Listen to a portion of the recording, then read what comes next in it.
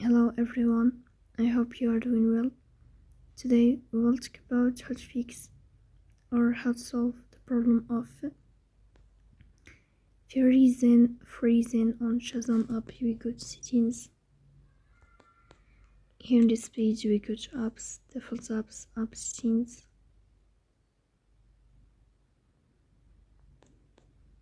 In this page here you will search about Shazam and you will click. Then we go to first stop and we click OK. Here you will enter to storage. Then we click on clear cache. In the end you will turn off your phone and you will wait a moment to restart your phone again to fix that problem. So please don't forget to support us by like and subscribe. See you next time.